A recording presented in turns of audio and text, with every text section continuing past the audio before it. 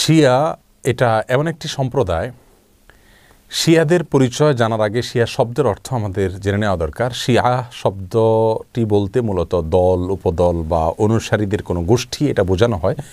শিয়া বলতে বোঝানো হয় শিয়াতু আলিয়িন বা আলী রাদিয়াল্লাহু তাআলা আনহুর অনুসারী গোষ্ঠী, এদেরকে শিয়া বলা হয়। বা আলে বাইত রাসূল করিম সাল্লাল্লাহু আলাইহি সাল্লামের পরিবার কেন্দ্রিক যাদের ভক্তি বিশ্বাস এগুলো গড়ে উঠেছে তাদেরকে সাধারণত শিয়া বলা হয়।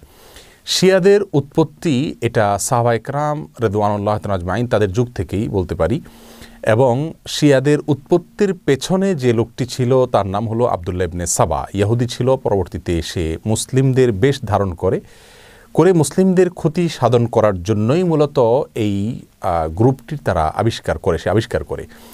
শিয়াদের সম্পর্কে আমাদের দেশের সাধারণ মুসলমানদের মধ্যে ধারণা খুবই কম।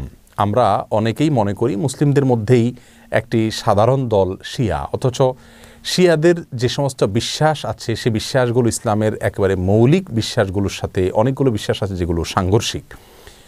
অনেক ভাই বোনরা মনে করেন যে শিয়াদের সাথে আহলুস সুন্নাহ ওয়াল জামাআতের, অর্থাৎ যারা কোরআন এবং সুন্নাহকে দলিল হিসাবে গ্রহণ করে সেটাকে অনুসরণ করে, তাদের সাথে শিয়াদের একটা পার্থক্য তারা মনে করেন যে শুধুমাত্র খেলাফত নিয়ে, অর্থাৎ আবু বকর রাদিয়াল্লাহু তাআলা এবং আলী রাদিয়াল্লাহু তাআলা আনহুর ভিতরে কে বেশি খেলাফতের হকদার এটা নিয়ে মত পার্থক্য। আসলে বিষয়টা তা নয়, বরং শিয়াদের বিশ্বাসগুলোকে একত্র করা কঠিন। তাদের মধ্যে অনেকগুলো দল উপদল আছে, তার ভিতরে কমন কিছু বিশ্বাস আছে বেশিরভাগ শিয়ারা লালন করে।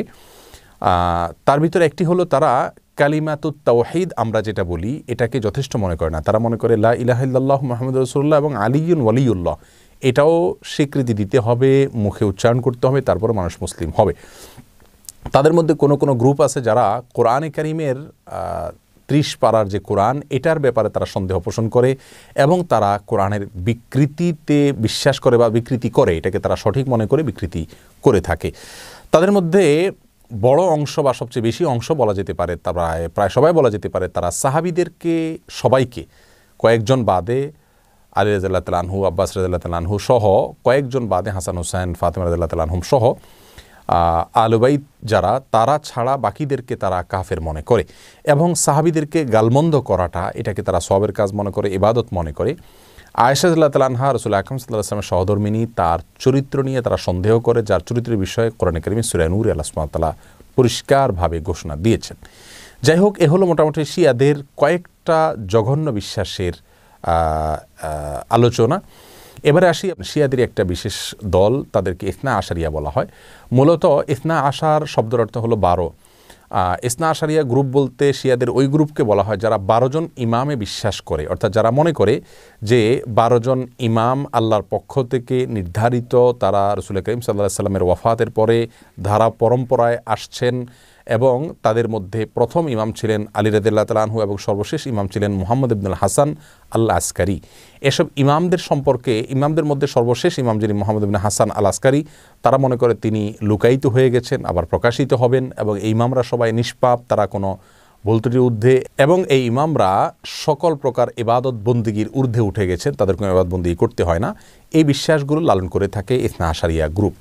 শিয়াদের ব্যাপারে আমাদের ধারণা কি হবে, তাদেরকে আমরা কাফের বলবো কিনা? উত্তর হলো, শিয়াদের মধ্যে যারা আয়েশা রাদিয়াল্লাহু তাআলার চরিত্র নিয়ে সন্দেহ করে, কোরআনের ব্যাপারে যাদের সন্দেহ রয়েছে এবং বিকৃতি সাধন করে থাকে, এবং কেউ আছে রাসূল করিম সাল্লাল্লাহু আলাইহি সাল্লামের রিসালাত নিয়েও সন্দেহ করে। তারা বলে যে জিবরিল ভুলে রাসূল করিম সাল্লাল্লাহু আলাইহি সাল্লামের কাছে রিসালাত নিয়ে আসছিল মূলত আলী রাদিয়াল্লাহু তাআলার কাছে। এরকম আর অনেকগুলো বিশ্বাস লালন করে।